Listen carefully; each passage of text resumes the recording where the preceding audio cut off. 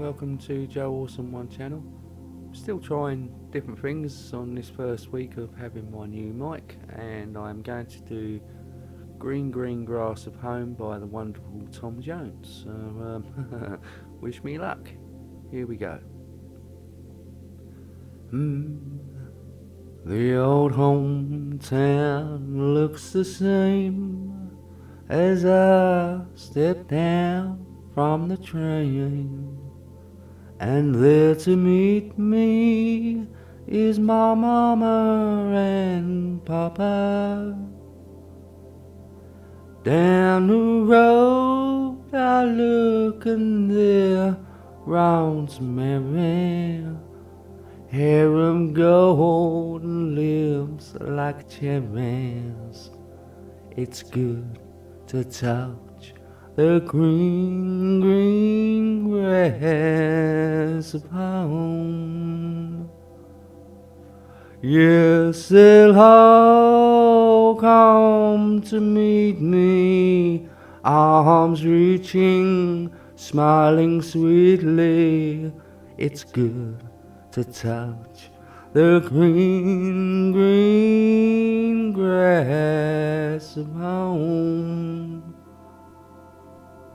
The old house is still standing, though the paint is cracked and dry. And there's that old oak tree that I used to play on. Down the lane I walk with my sweet Mary, hair of gold and lips like cherries. It's good to touch the green grass of home. Then I wake and I look around me at 4 grey walls that surround me, and I realize, yes, I was only dreaming. For there's a God and there's a sad old padre. On and on we'll walk at daybreak. Again I'll touch the green grass of home.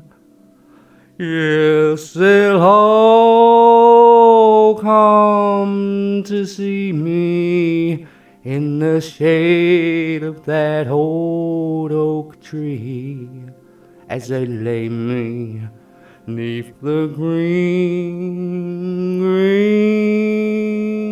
grass of home. Ta-da! I love you.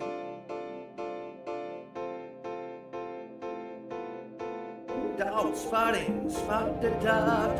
Tell me below if you see the yellow dot. Spot the dot. On day 10 we'll start again. Dog spotting, spot the dot. Tell me below if you see the yellow dot. Spot the dot. On day 10 we'll start again.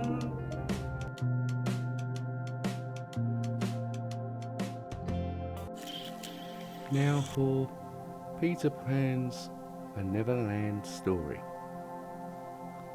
It was a cold winter's night, and John and Michael just couldn't get to sleep. They climbed onto the bed of their older sister, Wendy. "Oh, tell us a story, Wendy," said Michael. "Yes, please. A Peter Pan story," pleaded John. "Certainly," said Wendy. "I have told you about the time that Peter Pan smarted out the evil Captain Hook."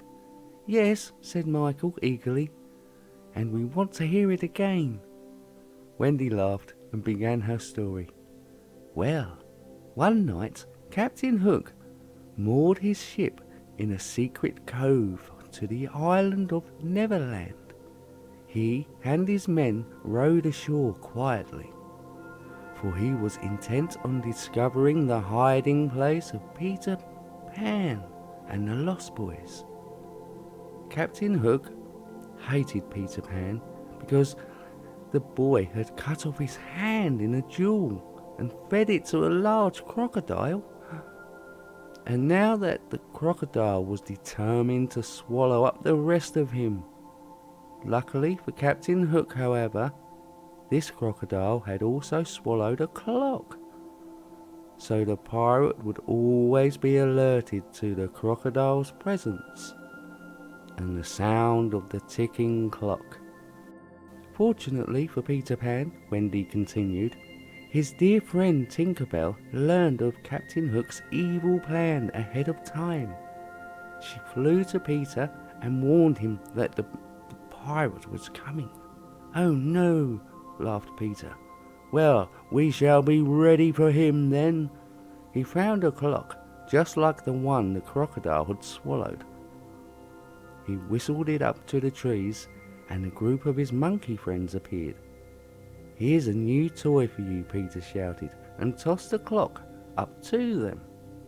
"Stay out of sight now," Peter told the monkeys, and then he and the Lost Boys hurried to their hiding places. When Hook came to the clearing, the first thing he heard was a ticking clock. The sound seemed to be coming from all sides. The monkeys were having a grand time, tossing the clock back and forth and creeping up behind Hook. Hook, seized with terror, and his men raced to the boat and rowed madly back to their ship. Just then, the darling children's parents came in to check on them. "You're not telling more of these poppycock stories about Peter Pan, are you, Wendy?" her father asked. "Peter Pan is real, father," cried the children. "We know he is." As the parents kissed their children good night, they didn't see that the boy in green was crouching just outside the nursery window. He had been listening to the story, and he would be back again soon. There you go. Thank you for joining me today, and have a wonderful, wonderful one. I love you all.